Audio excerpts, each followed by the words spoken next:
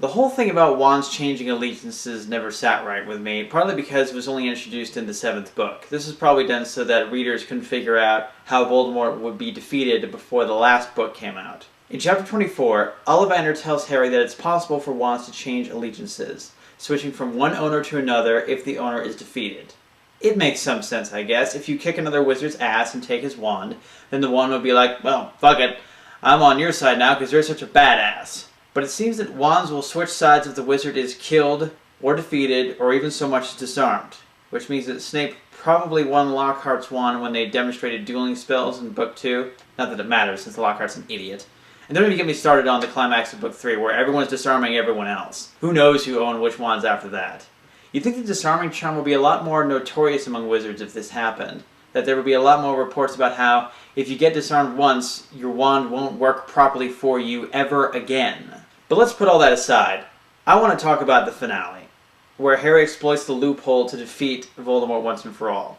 Now, in fairness to J.K. Rowling, this solution doesn't directly contradict any stated magical rules that I can see. It's also fairly consistent with the rest of the series, where the rules of magic will bend in half and twist around in knots to keep Harry alive at all costs. So let's go over what happened. The Elder Wand was carried by Dumbledore throughout the series. We learned that during the showdown at Astronomy Tower, Draco used a disarming charm and acquired the wand just before Snape killed Dumbledore. So the wand changed its allegiance to Draco. Then during the fight at Malfoy Manor, Harry disarmed Draco, causing the Elder Wand to change its allegiance to Harry. Voldemort thought the wand had switched to Snape and killed him to try to switch the wand's allegiance to him, but failed. And the fact that the wand was loyal to Harry meant that Harry couldn't be killed with it, except to kill the last Horcrux that had attached itself to Harry, I guess. So this allowed Harry to squeak by and kill Voldemort, finally. Now, here's my problem. I'll buy the wand switching sides after a fight. But it seems to me that for the wand to make the switch, the new master has to, claim the wand. Like, actually touch it after it defeats the other wizard. But that's not what happened. Up till now, Harry never got the Elder Wand. He never even touched it. He didn't win the Elder Wand from Draco at the Manor. He won Draco's wand. That's the one he used at the end.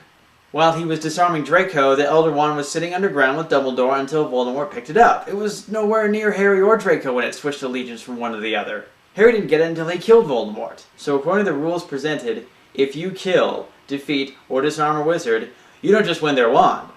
You win any other wands that may be loyal to them anywhere. And the wands know. Somehow a wand knows if its master has been disarmed, even if it's nowhere near its master, or if the master was using another wand. You see what I'm saying? To further illustrate this, let's imagine that I am a wizard in the Harry Potter universe, and I become really good at dueling. I'm a badass. Just go with it. Naturally, I prefer to use my original wand that I got from Ollivander's, but I keep every wand I win in every duel as a trophy. About 30 or 40 of them, let's say, like General Grievous with his lightsabers. And I keep them all in my vault at Gringotts where only I can get to them. So let's say one day I meet some wizard who's really lucky. Let's say I meet Harry Potter, because he's really lucky. So we have a duel, and Harry beats me. He disarms me, and takes my wand. So according to this, not only has he won my current wand, but now every one I've ever won in my life, every one I have stashed away in my vault, now belongs to Harry Potter. You see why this bothers me? To me, it makes just as much sense for Voldemort to have won the Elder Wand after Dumbledore messed up destroying the ring back in Book 6. The ring was part of Voldemort, it was booby-trapped by Voldemort, and the trap eventually led to Dumbledore's death. Of course, Dumbledore got around that, I guess, by having Snape finish him off instead, but, like we already agreed, the wand doesn't care if you die, it only cares if you lose. It seems like Harry could have just exploited the fact that Voldemort couldn't make the wand his own, rather than have the wand fall under Harry's power. Granted, it softens the blow a bit that Harry knows this in advance for once, instead of having it explained to him later, but it's still a big old Deus Ex Machina. Anyway, great book, great movie, thanks for your time, see you later.